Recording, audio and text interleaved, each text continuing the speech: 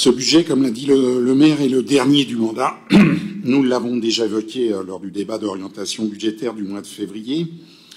Prochain budget primitif, celui de 2026, sera en effet voté et exécuté par la nouvelle majorité issue des urnes de mars 2026.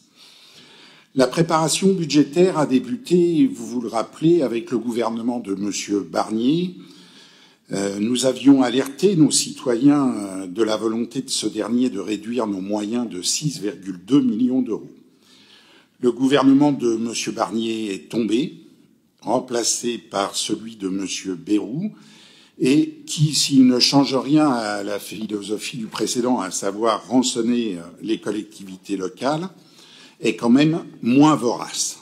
Il a fixé la contribution de notre ville au redressement du gaspillage gouvernemental à 1,3 million d'euros, augmentation de la Caisse nationale de retraite des agents des collectivités locales comprise. Mais j'y reviendrai. Il est à noter toutefois que la notification de nos moyens, et c'est peut-être une façon de répondre à ce qui a été dit lors du débat sur le compte administratif, donc il est à noter toutefois que la notification de nos moyens, c'est-à-dire ce que nous allons réellement toucher tant sur le plan des dotations que sur le montant exact de la ponction qui nous est promise, ne nous est à l'heure actuelle pas encore connue. Cela devient malheureusement une habitude, traduisant, me semble-t-il, une déliquescence des services de l'État. Dans ce climat anxiogène, nous avons construit ce budget avec deux objectifs majeurs: permettre la poursuite de nos investissements en respectant nos engagements auprès de la population montreuilloise et respecter les grands équilibres budgétaires afin de laisser à la prochaine majorité une situation financière saine. Nous avons, après un travail avec tous les secteurs de la ville, mais aussi avec tous les élus de ces secteurs, relevé ce double défi. Les principaux indicateurs de notre santé budgétaire, on en parlait, sont au vert. Notre budget 2025 donne les moyens aux agents communaux de mettre en œuvre nos grands chantiers en investissement. Nous en verrons les grandes lignes dans la suite de cette présentation. La ville entend atteindre cette année 40 millions d'euros d'investissement. Ça sera un record puisque l'année précédente, pour 2024, nous étions à 37 millions d'euros, qui était déjà, sur les 10 ans écoulés, une somme qui n'avait jamais été atteinte. Nous allons appuyer ces 40 millions d'euros sur deux axes prioritaires: la rénovation des équipements publics et l'amélioration de notre cadre de vie. Voici tracé à grands traits le contour de notre construction budgétaire, des contraintes internes, des enjeux pour notre ville, mais aussi de nos ambitions. Bien évidemment, nous sommes tributaires des éléments exogènes à notre propre volonté. Ce contexte extra-municipal mérite d'être éclairé rapidement. L'inflation, après 2 années terribles pour nos finances, plus 6% en 2023, devrait s'établir à moins de 1% selon l'INSEE pour l'année 2025. Même si les prix, notamment dans le secteur alimentaire, restent très élevés, nous pouvons escompter une baisse du prix des matières premières et notamment de l'énergie. Concernant les taux d'intérêt, la décrue du loyer de l'argent induit par la baisse du taux de la Banque centrale européenne est répercutée de façon trop modeste par les banques. Cette baisse génère néanmoins une augmentation des transactions immobilières qui, on le sait, est source de revenus importants pour notre commune. En effet, nous touchons des droits de mutation à chaque transaction immobilière. À titre d'exemple, en 2021, c'est un peu plus de 9 millions d'euros que nous inscrivions au compte administratif, alors qu'en 2024, ça n'aura été que de 5 millions. Nous restons donc prudents et avons inscrit à ce BP 2025 5,2 millions d'euros pour ce qui est des transactions immobilières. Concernant les comptes de la sécurité sociale, l'État fait payer ses cadeaux aux actionnaires du privé sur le compte des caisses de retraite du service public. Il nous impose de renflouer les caisses de retraite des agents des collectivités locales, la fameuse CNRACL, à hauteur de 1,1 million d'euros par an sur 4 ans, soit un total de 4,56 millions d'euros entre 2025 et 2028. Là encore, les cadeaux faits aux actionnaires, sans contrepartie, sans effet sur l'emploi ou même sur la réindustrialisation de notre pays, se fait au détriment du service public de proximité. Concernant le plan de réarmement militaire de M. Macron, la révision de la loi de programmation militaire 2024-2030 prévoit de majorer le budget militaire de 50 milliards d'euros sur cette période. Comme le disait lui-même le président Macron, il n'y a pas d'argent magique. Qui va payer cette facture ? Le président Macron a dit dans son allocution qu'il n'y aurait pas d'impôt supplémentaire, qu'il aurait recours à l'emprunt auprès des banques et des particuliers. On voit que dans ce cadre, les exigences européennes concernant le déficit des États ne s'appliquent pas. Je vous laisse réfléchir à cette question. Comme tout emprunt, celui-ci devra être remboursé et inévitablement, les collectivités territoriales seront mises à contribution puisque toute imposition du capital et des grandes fortunes sont d'ores et déjà exclues. Je crains que les années à venir ne soient marquées du sceau de ce délire sécuritaire et que nos services publics de proximité, mais aussi ceux du niveau national, aient à souffrir de ces cadeaux aux marchands de canons. Parallèlement, il est à prévoir que les fonds d'aide à l'investissement, et notamment ceux constitués pour aider à la lutte contre les effets du réchauffement climatique, seront peu ou prou siphonnés à l'aune du traitement qu'a subi le fonds vert, qui a vu son montant divisé par 2. Donc, il est pour nous très difficile d'y avoir accès. En tous les cas, la participation de l'État dans ce domaine-là, sur notre ville, sera très nettement en baisse. Pour en revenir au budget 2025, quelles sont les grandes opérations dans ce budget ? Les deux caractéristiques qui ont guidé nos choix sont solidité et ambition.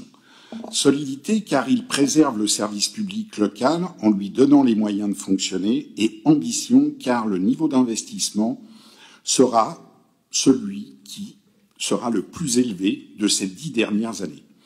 Grâce au travail de maîtrise de nos dépenses, mais aussi de recherche de sources de financement nouvelles, notre budget 2025 a les moyens de nos ambitions. Le budget 2025 prévoit des dépenses de fonctionnement en hausse de 2,2%, soit un peu plus de 5 millions d'euros de hausse pour atteindre un total de 229,60 millions. Cela comprend une augmentation de 1,4 million d'euros pour le fonctionnement courant des services, plus de 2,59 millions d'euros pour les dépenses de personnel qui comprennent la prise en compte des nouvelles contributions de la CNRACL, dont j'ai parlé précédemment, mais aussi l'augmentation du SMIC et du glissement vieillesse-technicité compte tenu de la requalification d'un certain nombre d'agents. S'ajoutent à cela les près de 600 000 euros inscrits de prestations sociales nouvelles versées aux agents, avec l'augmentation des tickets de restaurant, de la participation à la mutuelle ou encore de la prévoyance. Les recettes de fonctionnement devraient quant à elles progresser modestement de 2,3 millions d'euros pour s'établir à 250,88 millions d'euros.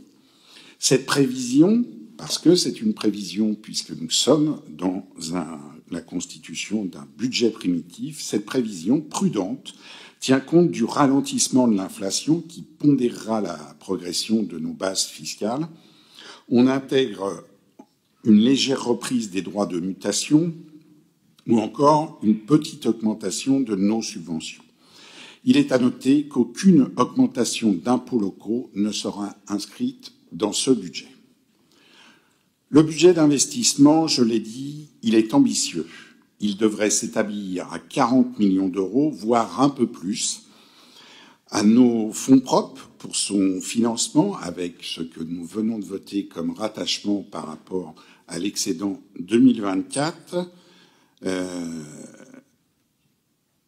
nous pourrons adjoindre, s'il en était besoin, un maximum de 5 millions d'euros, comme cela en emprunt, comme cela a déjà été le cas pour l'année précédente. Notre ville s'étant désendettée depuis 2015, nous pouvons absorber cette modeste charge financière supplémentaire. Nous avons augmenté de façon significative le budget consacré à l'entretien lourd de notre patrimoine et de l'espace public pour atteindre 18,81 millions d'euros cette année. L'année précédente, dans le compte administratif, on a pu noter qu'il s'était établi à 11 millions.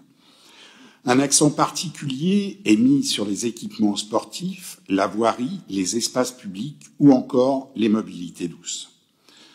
Concernant ce que nous appelons les grosses opérations, c'est-à-dire les opérations nouvelles et qui sont, comme le maire l'a souligné, très fortement teintées dans le secteur d'investissement, dans le secteur de la scolarité, de la prise en compte de l'accueil de nos enfants dans les écoles. Nous avons inscrit la construction du groupe scolaire Méliès dans le Haut-Montreuil pour à peu près 20 millions d'euros. Là aussi, on verra comment les travaux et les factures arriveront. Ça participe aussi de ce qui est soi-disant une insincérité budgétaire, en tous les cas dénoncée comme telle, dont la livraison de ce groupe scolaire s'effectuera à la rentrée scolaire 2025-2026.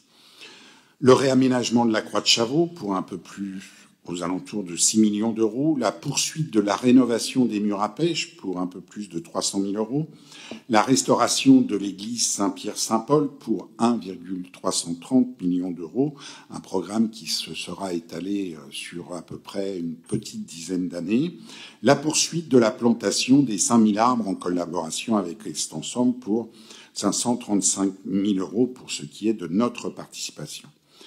Les aménagements de l'espace public comprennent aussi l'aménagement des abords du métro de la ligne 11 pour 840 000 euros, végétalisation, mobilité douce, notamment la circulation des piétons, la requalification du premier tiers de la rue Saint-Antoine pour 440 000 euros, la poursuite du programme des budgets participatifs pour 843 000 euros, enfin, le financement de la ZAC Fraternité ou encore la rénovation du groupe scolaire Anatole France, la préfiguration de la maison de quartier du Haut-Montreuil, la réfection du terrain Jules Verne, les travaux de l'hôtel de ville ou encore les premières dépenses relatives à l'ANRU de Lannou et du Morillon. On le voit, ce programme d'investissement est en phase avec nos engagements politiques depuis le début du mandat. Il a vocation à amplifier l'amélioration du cadre de vie des Montreuillois. Il veut rendre notre ville plus résiliente, plus écologique. Il lutte contre les effets du réchauffement climatique. Il rend toujours plus de services de qualité aux Montreuillois, à tous les Montreuillois. Nous avons également défendu la pertinence du budget participatif, ainsi que des projets qui en sont issus et qui témoignent de la convergence entre l'expertise citoyenne et le savoir-faire de notre administration. Le BUPA, comme nous l'appelons de son petit nom, est un dispositif précieux qui doit être défendu. Le budget 2025, c'est aussi la réalisation d'aménagements d'espaces publics autour des nouvelles stations de la ligne 11, autour des stations Hôpital et la Duisse. Je pense en particulier au chemin des Redoutes et à la sente piétonne, anciennement propriété d'Eau de Paris, et dont la priorisation est encore en cours d'arbitrage pour une mise en chantier cette année. Ces nouveaux aménagements devraient améliorer considérablement l'accessibilité piétonne de nos nouvelles stations de métro. Nous devons également mettre l'accent sur les mobilités actives et sur l'entretien de nos infrastructures cyclables. Malgré un effort visible sur le stationnement des vélos en consigne sécurisée, avec les doublements des places de vélo-box et la livraison du cycloparc, nous avons pris un peu de retard en 2024 sur notre politique cyclable ou s'agissant du déploiement d'Arceau. Le budget 2025 rétablit en partie des crédits pour la politique cyclable et nous permettra partiellement de combler le retard pris en 2024. Je pense également aux interventions prévues dans le Haut-Montreuil, rue des Roches et rue Édouard Branly, qui étaient prévus mais n'ont pas pu être réalisés en 2024 et feront l'objet d'un travail approfondi en 2025. S'agissant de la marche, notre travail à destination d'une amélioration des conditions de déplacement des piétons est encore largement devant nous et le groupe socialiste porte l'ambition d'un changement de braquet sur ce sujet. Le sujet est bien enclenché, notamment avec la réalisation du grand chemin, mais il devra se poursuivre en reprenant le nécessaire dossier de la piétonisation du cœur de ville dès les travaux de la Croix de Chavaux terminés. De la même manière, même si un travail est enclenché pour libérer nos trottoirs, et nous le saluons, il reste beaucoup à faire. Les Montreuillois nous le disent régulièrement. Le groupe socialiste avait par exemple plaidé pour la mise en œuvre de notre engagement de campagne, à l'instar de beaucoup de villes, d'organiser et de réglementer le stationnement des 2 roues motorisées pour qu'il y ait des places accessibles en voirie à des tarifs modiques sans encombrer nos trottoirs. La priorité aux piétons, en commençant par les personnes à mobilité réduite, les enfants, nos aînés, est un chantier que nous défendons comme étant une priorité pour les prochaines années. Le budget est le reflet des priorités politiques d'une majorité. Je me suis donc attachée, au-delà des discours, à rechercher ce que ce budget 2025 nous disait de vos priorités et de leur connexion avec les besoins du territoire. Montreuil est une ville jeune et sa jeunesse est diverse. Le diagnostic adossé au contrat de ville inscrit à l'ordre du jour de notre séance du mois de décembre dernier faisait état de la situation préoccupante de toute une partie de la jeunesse de notre ville, celle qui habite les quartiers dits quartiers prioritaires de la politique de la ville. Au Morillon ou encore au Bel Air Grand Péché, ce sont 40% des jeunes de 15 à 24 ans qui sont déscolarisés. Plus proche de nous, dans la cité de l'Espoir, ce sont 30% des jeunes de 15 à 24 ans qui sont déscolarisés. Ces statistiques font bien entendu froid dans le dos et en principe, elles devraient obliger les pouvoirs publics à agir car il s'agit là de situations qui menacent notre pacte social. Un budget municipal ambitieux serait par exemple porteur de dispositifs spécialement calibrés pour faire face à de telles situations, comme par exemple une maison des adolescents permettant un accompagnement transversal de ces jeunes et de leurs parents. Rien de tel ne nous est proposé dans ce budget.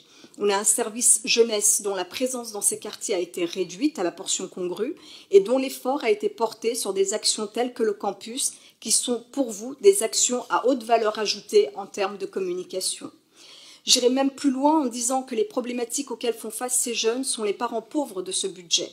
Pour illustrer mon propos, je ne donnerai qu'un chiffre, c'est les 90 000 € que ce budget consacre au financement du programme de réussite éducative, quand, dans le même temps, vous dépensez, monsieur le maire, 180 000 € pour les cérémonies de vœux 2025.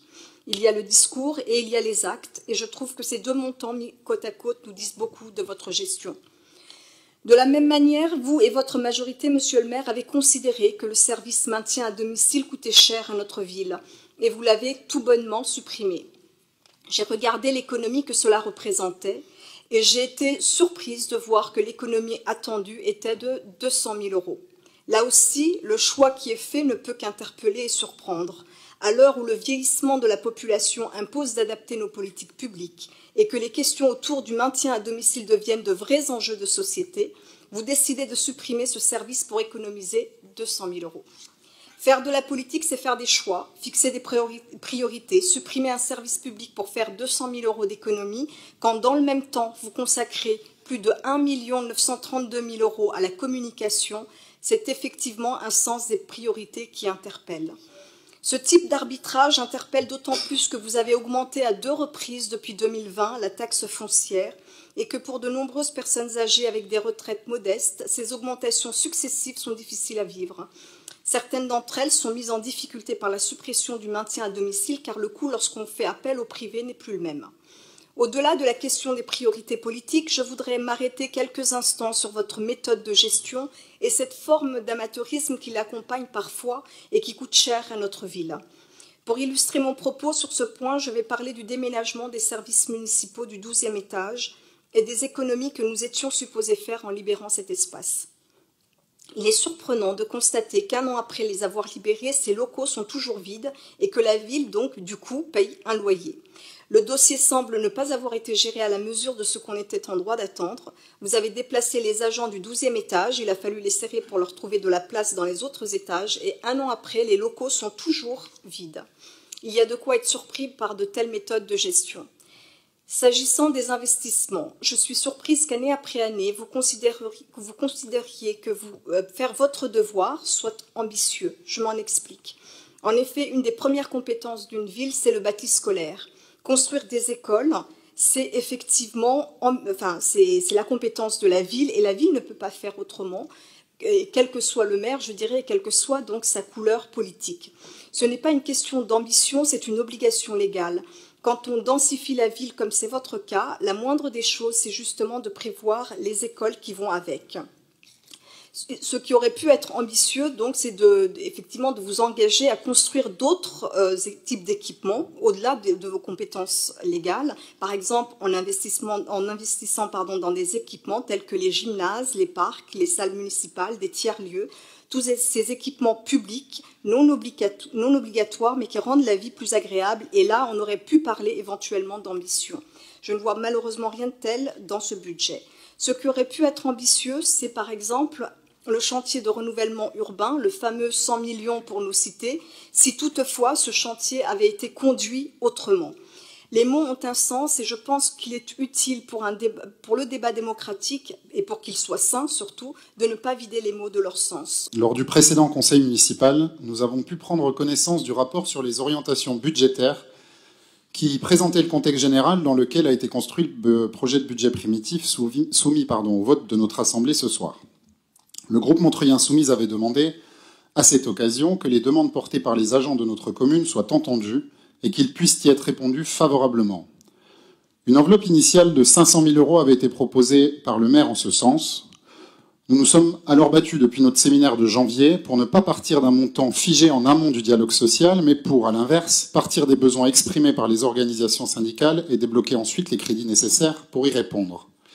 Nous nous félicitons que cela ait pu aboutir et que ces mesures puissent être adoptées ce soir. La revalorisation du ticket restaurant, la baisse du reste à charge pour les agents sur le prix des repas au restaurant interentreprises, l'élargissement du niveau maximum de prise en charge forfaitaire de la mutuelle à plusieurs centaines d'agents supplémentaires et l'augmentation de la participation employeur à la couverture prévoyance, sont autant de bonnes nouvelles. Nous y sommes favorables. Par ailleurs, et malgré la ponction opérée par le gouvernement Bayrou sur les collectivités qui se chiffre à près d'1,5 million d'euros pour la ville, ainsi que la diminution de certaines dotations, cela a été dit, nous avons milité pour une augmentation du budget global de fonctionnement de la ville et nous la saluons. Nous soutenons également l'augmentation de la masse salariale, même si nous appelons à poursuivre le dialogue social avec les organisations syndicales pour améliorer encore les conditions de travail des agents, et notamment de celles et ceux aux revenus modestes, frappés de plein fouet par l'inflation. À rebours de ces mesures, le conseil d'administration du CCAS a pris, en début d'année dernière, la décision de fermer son service de maintien à domicile pour diverses raisons qui ont déjà été développées. Pour autant, il n'est pas acceptable que la municipalité profite de ce que nous considérons comme un échec pour le service public pour diminuer sa subvention allouée au CCAS du fait de la baisse de dépenses qu'induit la fermeture du MAD. Nous avons alors fait la proposition que le soutien financier de la ville demeure inchangé, malgré l'arrêt de ses prestations, pour que le CCAS puisse développer et renforcer d'autres mesures d'accompagnement médico-social à destination des seniors. Dans le même temps, nous considérons qu'il faut continuer à travailler à une réouverture d'un service public de maintien à domicile, sous une forme restant à déterminer en tenant compte bien sûr des dernières évolutions législatives, et en partenariat sans doute avec d'autres collectivités. Nous voterons donc contre cette économie réalisée sur la subvention versée au CCAS. Autre sujet qui nous semble important et que nous avons déjà rappelé en février lors du débat sur les orientations budgétaires, celui de l'instauration de la gratuité de la cantine scolaire pour les familles les plus modestes. Il s'agit, je le rappelle une fois de plus, d'un engagement pris par notre majorité à l'occasion des dernières élections. Il s'agit également d'une mesure de justice sociale, alimentaire et écologique. Faciliter l'accès à un repas complet et sain pour les enfants des familles modestes en privilégiant le bio et les circuits courts répondrait à différents enjeux. Il y a donc urgence à mettre en place cette mesure. Alors bien sûr, il est possible de le faire sans l'inscrire ce soir au budget primitif, puisque la gratuité pour les plus bas revenus peut être financée par une légère augmentation du prix des repas pour les enfants des familles les plus aisées. Mais nous regrettons qu'aucune allusion n'y soit faite ce soir. Nous voterons donc contre les recettes attendues sur ce poste, puisqu'elles contiennent celles de cantine prélevées sur des familles qui, pour le groupe Montreuil Insoumise, ne devraient plus la payer. Ces recettes nous posent également problème, puisqu'elles prévoient une augmentation de ce que la ville perçoit sur le stationnement, du fait d'un élargissement des périmètres rendus payants. Il nous semble pourtant nécessaire, sur ce sujet sensible, d'ouvrir une grande concertation des habitantes, des habitants, des actrices et acteurs locaux, afin de mieux tenir compte de l'impératif écologique, sans pour autant en faire payer le prix à celles et ceux qui n'ont d'autre choix que d'utiliser leur véhicule personnel et dont les revenus sont déjà très contraints. Une pétition a largement circulé et un collectif s'est constitué, nous devons l'entendre. Les recettes de certains services, comme les centres de loisirs, sont également prévues à la hausse. Nous aimerions qu'une étude soit lancée afin de vérifier que cela n'est pas dû à une difficulté pour certaines familles en situation, par exemple, de recherche d'emploi ou de fracture numérique, de respecter les nouvelles modalités d'inscription. C'est ce que nous avions demandé lors de la mise en place de ces nouveaux règlements et nous réitérons donc cette demande ce soir. Autre sujet que nous tenons à pointer, celui du budget alloué à la direction de la communication. Nous avons demandé, comme d'autres groupes, à ce qu'un débat s'ouvre sur les moyens de communication déployés par la ville et leurs coûts associés. Nous voulons que soit questionnée et débattue la pertinence de certains événements, les modalités de publication du journal municipal et la production de certains supports de communication. Tout cela doit nous amener à une possible réduction de ces dépenses qui permettra de mieux répondre à d'autres besoins de la population. Pour rappel, ici, le budget communication de la ville s'élève à près de 2 millions d'euros, soit 4 fois plus que le coût estimé de la mise en place de la gratuité de la cantine pour les familles les plus modestes que je viens de citer. Nous ne pouvons donc le soutenir. Sur le budget d'investissement, nous nous félicitons des grandes opérations lancées, poursuivies ou achevées cette année. Nous pensons notamment à la livraison d'un nouveau groupe scolaire sur le Haut-Montreuil et à la poursuite de la rénovation de plusieurs écoles dans différents quartiers. Nous soutenons par ailleurs le lancement de la préfiguration de la nouvelle maison de quartier dans le Haut-Montreuil, les nouveaux aménagements publics et cheminements piétons prévus autour des stations hôpital et de l'Aduis de la ligne 11. En termes de handicap, le gros de l'opération pour la mise en accessibilité de l'hôtel de ville sera financé l'an prochain, mais nous soutenons bien sûr ce projet et les premières dépenses engagées dès cette année. Au-delà de ces investissements nécessaires, nous rappelons ici que le financement des grosses opérations d'investissement ne doit pas nous pousser à comprimer toujours davantage le budget de fonctionnement. Nous le contesterons donc ce soir, comme nous l'avons fait lors de nos derniers échanges sur la préparation budgétaire. Il s'agit là de choses un peu techniques, mais pour le dire simplement, en tout cas pour essayer, n'ayons pas peur de recourir à l'emprunt lorsqu'il s'agit de financer la construction d'un équipement public, la rénovation d'une place ou d'apporter un concours financier sur les opérations de rénovation urbaine dans nos quartiers prioritaires. Le groupe Montreuil Insoumise se félicite sur ce point d'avoir obtenu que le budget présenté ce soir prévoit 5 millions d'euros d'emprunts supplémentaires au lieu de réduire le périmètre ou d'affaiblir certains services publics pour financer des investissements de long terme, et comme cela a pu être proposé par d'autres. Alors que l'alimentation était positionnée dès le début de notre mandat comme l'une des 3 politiques prioritaires, les 63 000 euros qui lui sont dédiés dans notre budget paraissent bien indigents au regard des besoins énormes sur notre territoire. Alors je sais, monsieur le maire, mes chers collègues, que la politique, surtout en ce moment, est aussi l'art de faire beaucoup avec très peu. Mais nous l'avons fait. États généraux de l'alimentation en 2021, adoption de la stratégie alimentaire territoriale en février dernier, installation du conseil local de l'alimentation dans lequel siègent tous les principaux acteurs de la ville, appui aux initiatives locales, travail en lien avec le CCAS et le service santé, adhésion à table commune, beaucoup a été mis en place pour garantir l'essor de cette nouvelle politique publique. Mais, confrontés aux hausses des prix de l'alimentation, nous savons qu'il faudra continuer à investir ce champ de l'action publique avec des moyens, en termes de ressources humaines et financières, beaucoup plus conséquents. Deuxième sujet, la voirie et l'espace public. L'entretien de la chaussée et la sécurité des équipements dont nous avons la responsabilité sont l'une des missions premières des municipalités. Or, depuis des mois, cette sécurisation de la voirie est devenue compliquée, et ce, malgré les relances et les alertes de mon collègue Jamel Legmizi. Lorsque le temps des grands chantiers, qui vont certes transformer avec bonheur notre ville, sera derrière nous, lorsque ce temps sera derrière nous, il faudra enfin réaliser un diagnostic global et établir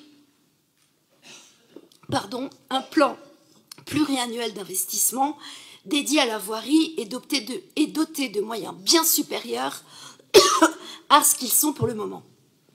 Aujourd'hui, de trop nombreuses artères ne sont ni sécurisées, ni même agréables à emprunter pour l'ensemble des usagers, et notamment les personnes âgées, les personnes à mobilité réduite, les familles avec poussettes. Sans parler des ornières très dangereuses pour les cyclistes. Nous alertons et avons alerté les services précédemment sur un autre aspect important lié à la voirie, l'état des bouches à incendie. Il faudra vite trouver les budgets nécessaires pour les renouveler autant que de besoin. Troisième axe d'amélioration, le service municipal de la médiation sociale, nous souhaitons le renforcer. Au moment où nos responsables politiques nationaux portent des propositions de plus en plus violentes, où des liens se rompent entre voisins, familles, amis, camarades de classe, notre service de médiation sociale est non seulement une fierté pour la ville, mais un élément indispensable de la cohésion sociale. À ce titre, une équipe de 6 médiateurs et médiatrices pour une ville de la taille de Montreuil reste très insuffisant. Rappelons que des villes de taille similaire fonctionnent avec des équipes d'une vingtaine de médiateurs et médiatrices, c'est-à-dire plus du double de ce dont nous disposons. Ce dimensionnement d'équipe permet de développer ce que nous avions commencé à faire et qui nous semble extrêmement nécessaire, des interventions en milieu scolaire qui avaient été très appréciées. Je terminerai cette liste avec la politique sportive. Notre groupe souhaite répéter son engagement pour la rénovation des équipements et notamment celle des vestiaires. Nos jeunes, et notamment les jeunes filles, ont le droit d'avoir des vestiaires propres, rénovés ou prendre des douches et se changer en toute sécurité. En parallèle de ces alertes, deuxième partie de mon intervention, notre groupe partage toutefois de vraies satisfactions avec ce budget.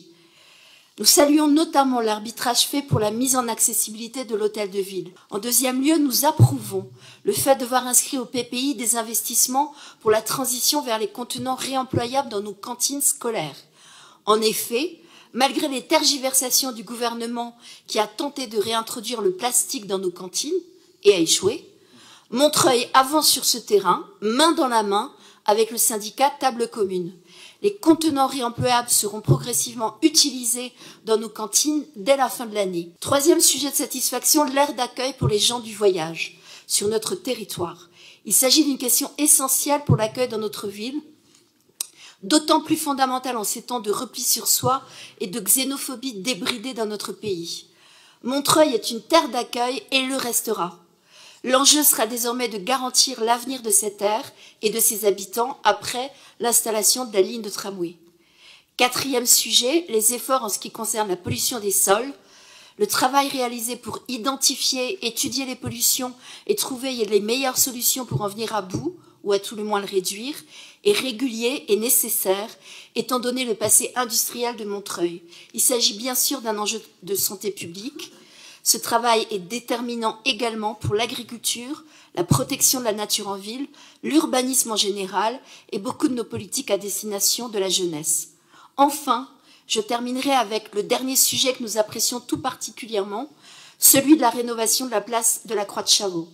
En effet, cette place centrale de la vie de notre commune méritait les investissements que nous parvenons à faire pour réaliser les transformations en cours.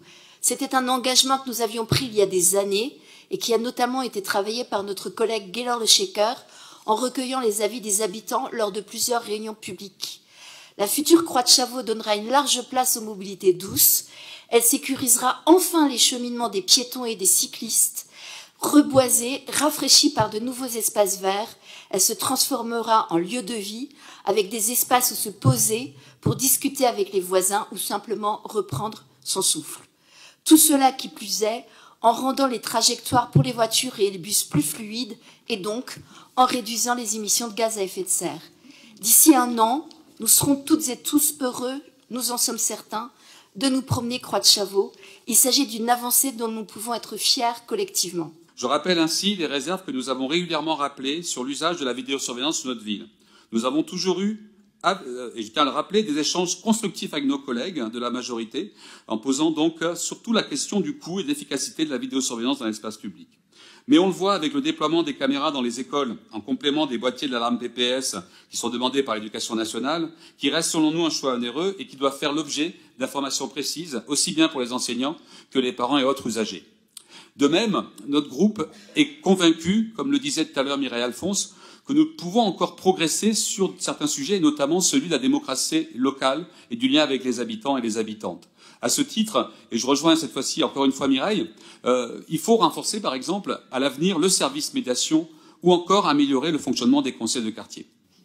Je commencerai par la forme, et je sais que le mot ne plaît pas notamment à Philippe Lamarche, mais on est quand même face à un budget, et comme on vote le compte administratif et le budget le même jour, c'est quand même assez facile de comparer ce qu'on a réellement dépensé et ce qu'on vote au budget, et il y a une insincérité qui est assez époustouflante. Je prendrai que quelques exemples qui relativiseront d'ailleurs ce que disait Thomas Mettet sur le fait d'avoir obtenu un meilleur plafond d'emprunt pour le budget 2025. Quand on regarde les budgets, enfin les plafonds d'emprunt votés au budget primitif et la réalité de l'emprunt qui est mobilisé chaque année, ça ferait presque sourire. C'est-à-dire que pour 2024, 32 millions de plafonds d'emprunt avaient été votés, on n'en a mobilisé que 20 millions. Alors du coup, quand on voit qu'il y en a plus de 24 projetés au BP 2025, on se demande combien seront réellement mobilisés. Et les dépenses d'investissement qui sont proposées en dépenses réelles à quasiment 91 millions d'euros au budget 2025, elles sont quand même à relativiser par rapport à la réalité des dépenses qui ont été faites en 2024, par rapport à ce qui avait été voté. On est pratiquement, il y avait 89 millions de dépenses d'investissement votées en 2024, et la réalité, c'est qu'il n'y en a eu que 55 de réellement dépensés, c'est-à-dire un peu plus de la moitié, et que sur les dépenses d'équipement, c'est encore pire. Donc, voter un budget qui dit on va dépenser 90 millions d'euros en investissement, alors que la réalité, c'est qu'on en dépense à peu près la moitié chaque année depuis le début du mandat, on se demande à quoi ça sert de raconter des histoires comme ça. À tel point que même Philippe Lamarche finit par s'en mêler les pinceaux. Au lieu de dire 48,6 millions d'euros de dépenses d'investissement projetées en 2025, lui-même dit dans son intervention 40 millions. C'est-à-dire qu'on a déjà perdu 8,6 millions rien que dans son intervention par rapport au budget qui nous est proposé de voter ce soir. Oui, vous pouvez hocher la tête, monsieur Lamarche, mais c'est la réalité. C'est la réalité. Il y a écrit 48,6 millions d'euros de dépenses d'équipement, et vous avez annoncé vous-même tout à l'heure 40 millions. 40 millions, et dans le débat d'orientation budgétaire, il était plutôt question de entre 35 et 40. Donc la réalité, c'est qu'on ne sait plus de quoi vous parlez, mais qu'en tout cas, ce qui est sûr, c'est que nous n'avons toujours pas le budget d'une ville engagée dans la transition écologique, dans l'adaptation au dérèglement climatique et dans l'accompagnement social de la situation que vous avez les uns et les autres décrite de précarisation renforcée de la population, et à Montreuil, hélas, comme ailleurs. Quelques exemples. Olivier Stern l'a reconnu d'ailleurs.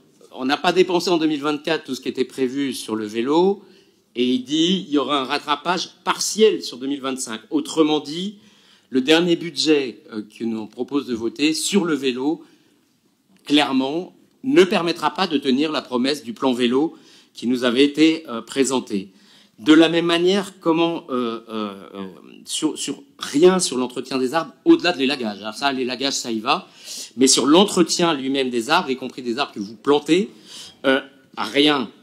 Vous vous gargarisez de la nature, enfin de la renaturation de la ville, et notamment en prenant l'exemple de la Croix de Chavaux.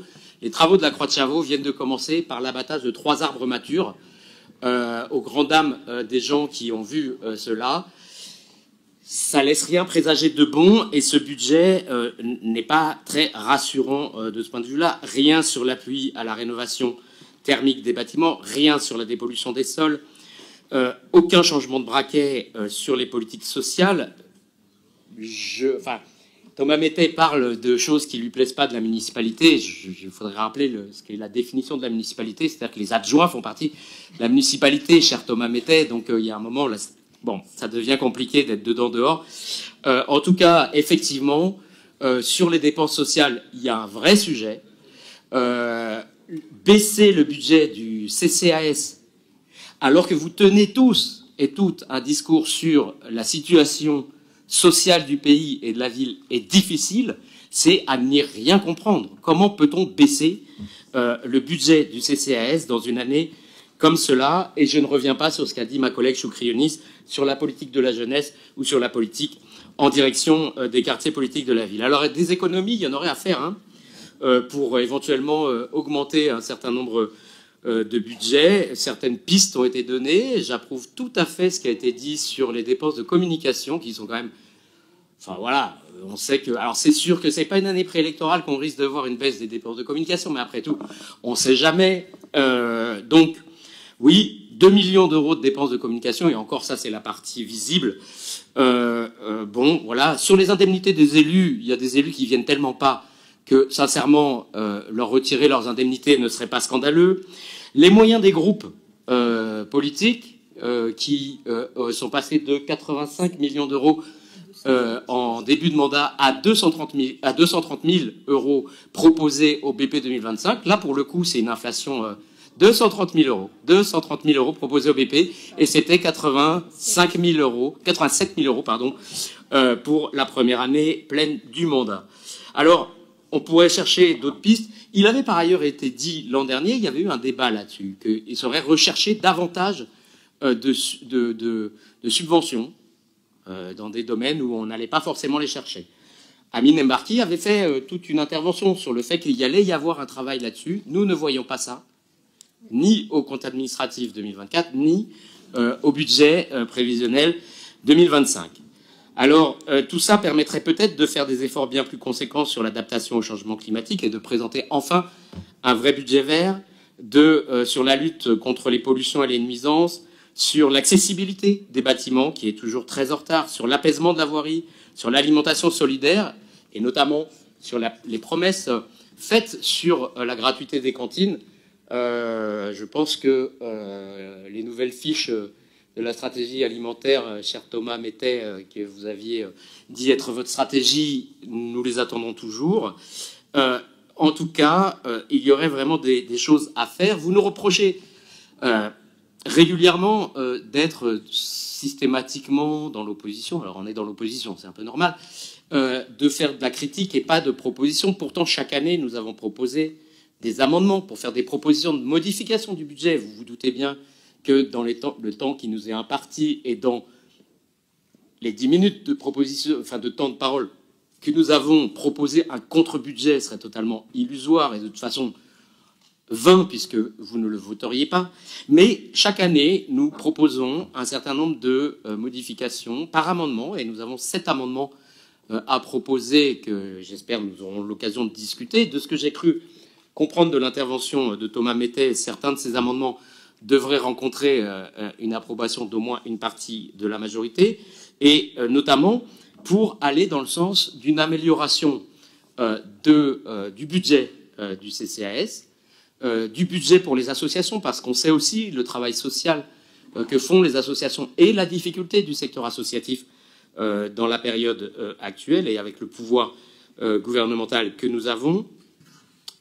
Aussi améliorer le budget en matière d'entretien des arbres, améliorer le budget sur un certain nombre de politiques à la fois environnementales et sociales, et notamment en améliorant aussi le budget, enfin la masse salariale.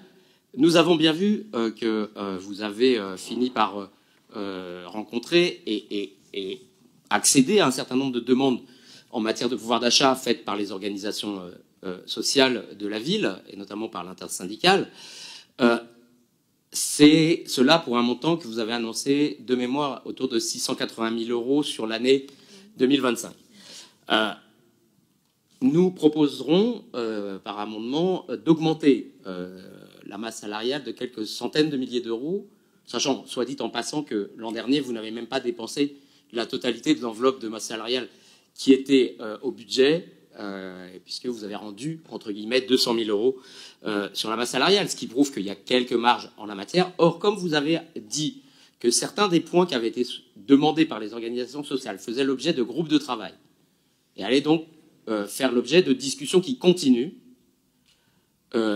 vous n'avez pas prévu budgétairement la possibilité, les marges de manœuvre qui permettraient d'aboutir dans ces discussions.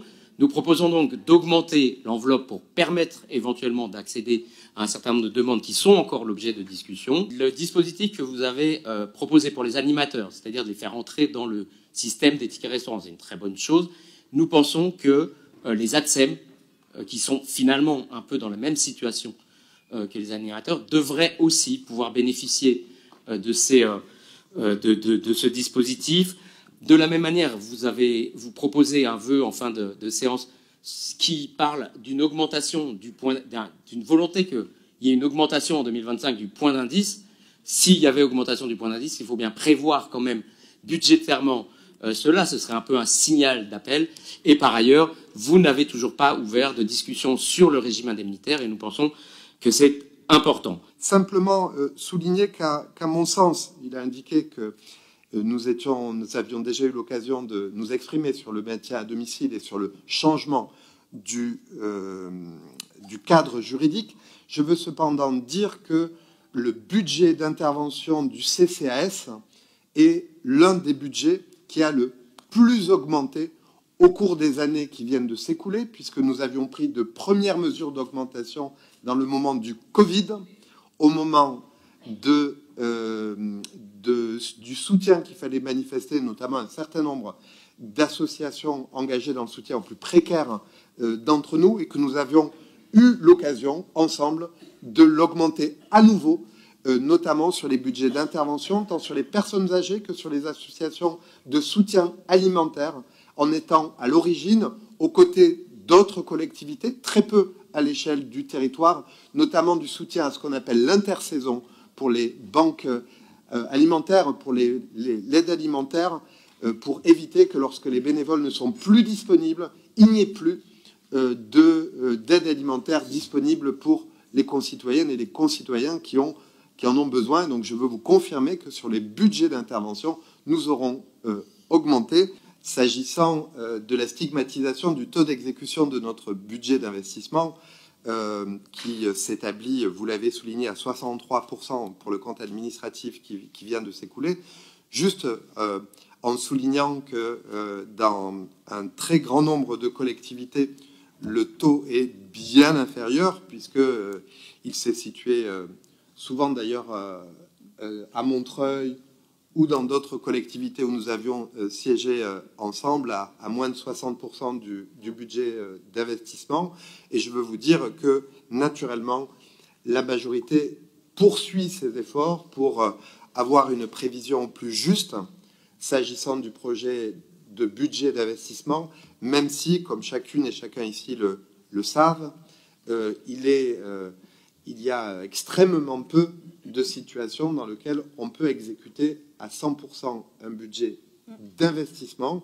Et je veux noter que sur le chapitre de la détermination du budget de fonctionnement, la majorité a respecté un des engagements qu'elle avait pris, qui était de voter un budget en fonctionnement qui est plus facile de prévoir, au plus juste, ce qui nous a conduit d'ailleurs, au cours des 5 années qui viennent de s'écouler, à avoir très peu de décisions modificatives autres que purement techniques, c'est-à-dire actualisant telle ou telle recette de subvention ou tel aléa dont vous avez eu l'occasion de parler, notamment sur la question des augmentations de points d'indice ou des aléas d'élection s'agissant de l'exécution de tel ou tel budget de la collectivité. Le premier amendement que nous proposons est un amendement pour augmenter la masse salariale. Donc il s'agit d'augmenter de 400 000 euros les lignes budgétaires liées aux diverses rémunérations et avantages en nature des agents de la ville.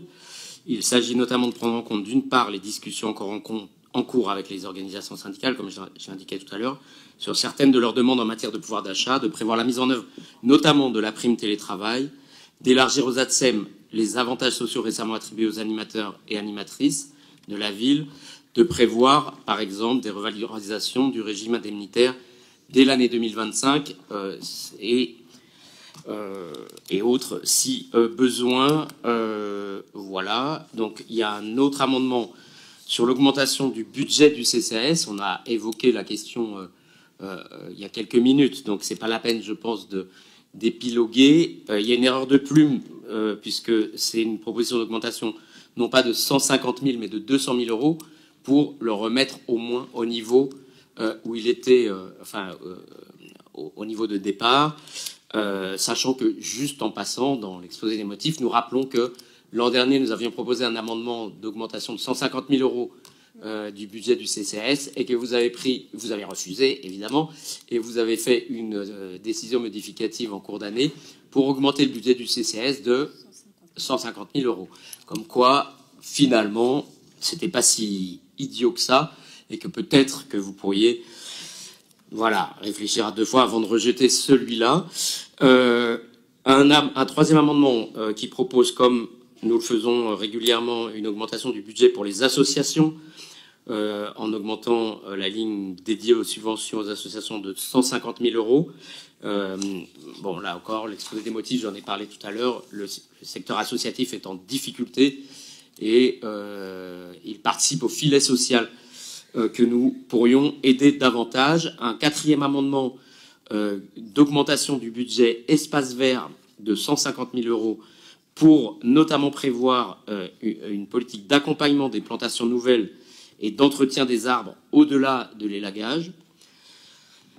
Un amendement numéro 5 qui est cette fois un amendement de diminution d'une ligne budgétaire en diminuant de 150 000 euros la ligne budgétaire dédiée à l'installation de nouvelles caméras de vidéosurveillance dans la ville. Alors, entre-temps, après l'envoi de cet amendement, nous avons eu des dernières réponses qui montrent que les montants en fait dédiés au BP 2025 sont un peu différents. Mais en tout cas, en enlevant 150 000 euros, on devrait arriver à peu près à un moratoire en fait sur l'installation des caméras de vidéosurveillance sur la ville, sujet qui a été abordé par plusieurs groupes de la majorité, soit dit en passant. Un sixième amendement qui propose une diminution du budget communication de la ville à hauteur de 200 000 euros, c'est-à-dire en gros 10% du budget communication. Vous voyez, on n'est pas des sauvages. Avec comme exposé des motifs, il n'est pas normal de dépenser 2 millions d'euros pour la communication de la ville, pour ne pas dire du maire. Une diminution de 10% est un minimum, pouvant passer par une diminution des crédits liés au journal municipal, ne serait-ce qu'en réintégrant son impression à l'imprimerie municipale, qui est dotée de plusieurs centaines de milliers d'euros au budget, et pourtant, vous faites imprimer le journal municipal à Vénissieux, de mémoire, en tout cas à côté de Lyon, ce qui, en plus, fait qu'il faut le rapatrier un jeudi sur 2 pour la distribution dans les boîtes aux lettres, ce qui est quand même assez aberrant à la fois en termes financiers et en termes d'empreinte environnementale. Et donc, le 7e amendement est un amendement d'équilibre ou un amendement de gage qui dit « L'ensemble des amendements présentés sont budgétairement équilibrés par leur compensation entre nouvelles dépenses et diminution de dépenses, et pour le reste, par une diminution du virement à la section d'investissement, compensée par une augmentation du besoin de recours à l'emprunt à due concurrence. » Je vais à présent mettre aux voix ces amendements. Vous avez compris que l'exécutif en demanderait le rejet. Amendement numéro 1 sur l'augmentation de la masse salariale. Il faut continuer bien sûr à écouter les revendications des organisations syndicales pour améliorer les conditions de travail de nos agents. À ce stade, si de nouvelles mesures devaient voir le jour dès cette année, elles n'ont été pour le moment ni arrêtées ni chiffrées, hormis celles qu'on s'apprête à voter ce soir et qu'on va soutenir. Donc il n'y a pas de nouvelles mesures à ce stade arrêtées ou chiffrées. Donc lors de la négociation qui avait abouti aux mesures en faveur des agents qu'on va voter ce soir, notre groupe avait demandé qu'on ne fiche pas une enveloppe en amont, mais qu'on ne fiche pas une enveloppe en amont, mais qu'on aille au bout du dialogue social et qu'au moment du compromis, on chiffre ce compromis et on le vote en conseil municipal pour répondre aux besoins qui ont été exprimés. De la même manière ici, on ne souhaite pas figer une enveloppe en amont, on souhaite laisser le dialogue social se poursuivre jusqu'au bout et ensuite pouvoir voter en conseil municipal les dispositifs et les financements associés qui pourraient être décidés dès cette année. Je mets aux voix donc, qui est pour, 2, qui s'abstient, une abstention, proposition rejetée. 5 voix pour, y compris les personnes qui sont représentées, une abstention et le reste des voix en contre. L'augmentation du budget pour les associations, je mets aux voix qui est pour, 2 voix, qui s'abstient, une abstention, le reste étant contre, il est donc rejeté. La diminution du budget de la vidéosurveillance, qui est pour, 2 voix, qui s'abstient, 0 abstention. La proposition est donc rejetée. Diminution du budget communication. Oui, une explication de vote. On s'abstiendra sur celui-là parce que on a dit ce qu'on avait à dire sur le budget de la com. En revanche, le montant, peut-être qu'il est supérieur, peut-être qu'il est inférieur. Il faut y travailler, comme on l'a dit tout précédemment. Merci beaucoup, Monsieur Mété. Donc, je reprends le vote qui est pour le budget, pour supprimer le budget de la communication, enfin le diminuer. Allez. 1, 2, 3 pour l'amendement de Monsieur Stern. Qui s'abstient? 3 abstentions. La proposition est rejetée. Donc l'amendement équilibre n'a pas lieu d'être puisque l'ensemble des amendements ont été rejetés. Je vais maintenant passer à l'adoption du budget primitif 2025. Nous votons donc contre les chapitres qui contiennent ces dépenses ou ces recettes visées, à savoir, c'est technique, je vous prie de m'en excuser, les chapitres 23, 65 et 70. Par ailleurs, nous nous abstenons sur le chapitre 11 en raison des éléments que nous venons d'évoquer sur le budget de la communication de la ville. Nous votons pour les autres chapitres dont je n'ai pas les numéros sous les yeux, et cela vaut pour l'ensemble de notre groupe. Est-ce que les autres, vous voterez contre sur l'ensemble, je suppose, et c'est également le cas pour la droite. Donc, cela a bien été noté. On fait le vote global et on indiquera dans le compte-rendu les points particuliers. Je mets aux voix qui est pour.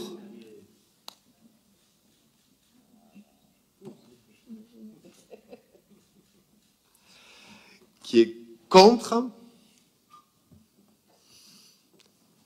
Qui s'abstient. Proposition adoptée.